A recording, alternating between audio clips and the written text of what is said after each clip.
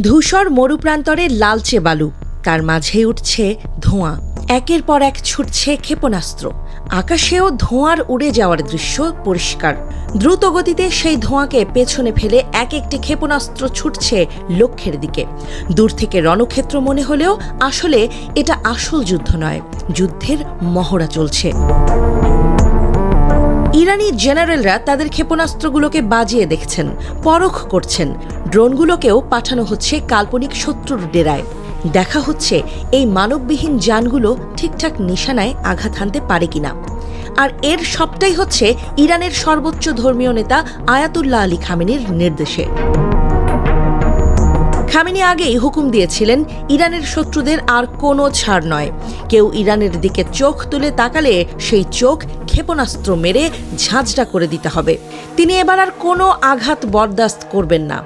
তার আদেশ মতোই ঘটছে সবকিছু।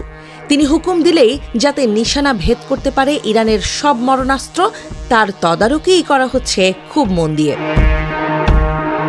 ইরানের এমন হঠাৎ তোড়জোড়ের পেছনের কারণটাও জানা গেছে।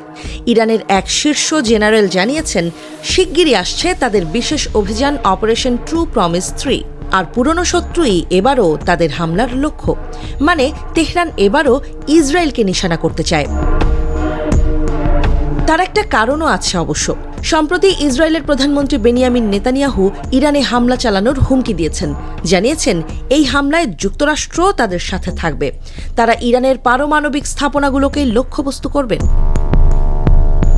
ইরানের বিপ্লবী গার্ড কোরের শীর্ষ কর্মকর্তা ব্রিগেডিয়ার জেনারেল আমির আলী হাজিজাদেহ বলেছেন, ইরানকে যুদ্ধের জন্য প্রস্তুত থাকতে হবে, যাতে কোনো যুদ্ধ না হয়। তবে অচিরেই একটি মিশন চালাবে ইরানি বাহিনী। ইরানি এই কমান্ডার বলেছেন, ইসরায়েলের বিরুদ্ধে তৃতীয় প্রতিশোধমূলক সামরিক অভিযান চালানো হবে। তিনি ট্রু প্রমিস অপারেশনে IRGC-র সাম্প্রতিক সাফল্যের কথাও বলেছেন। তিনি জানিয়েছেন, এই অভিযানটি দ্রুতই পরিচালনা করা হবে। তিনি সাম্প্রতিক যুক্তরাষ্ট্র এবং ইসরায়েলি হুমকির কথা জানিয়ে বলেছেন, যুক্তরাষ্ট্র এবং ইসরায়েল ছাড় খুঁজছে এবং তাদের হুমকি বেশিরভাগই মনস্তাত্ত্বিক। আমরা নিশ্চিত যে শত্রুরা হামলা চালাতে পারবে না।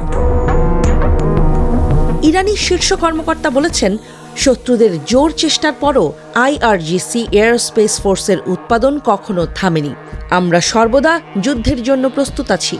হাজিজাদেহ বলেন, হামাসের অভিযানের পর ইসরায়েলের নৃশংসতা বিশ্বের সামনে ফুটে উঠেছে। তাদের নিষ্ঠুর ও আক্রমণ স্বভাবও বিশ্ব দেখছে। তিনি বলেন, মার্কিন সমর্থন ছাড়া ইসরায়েল সেই পরাজয় থেকে বেরিয়ে আসতে পারত না।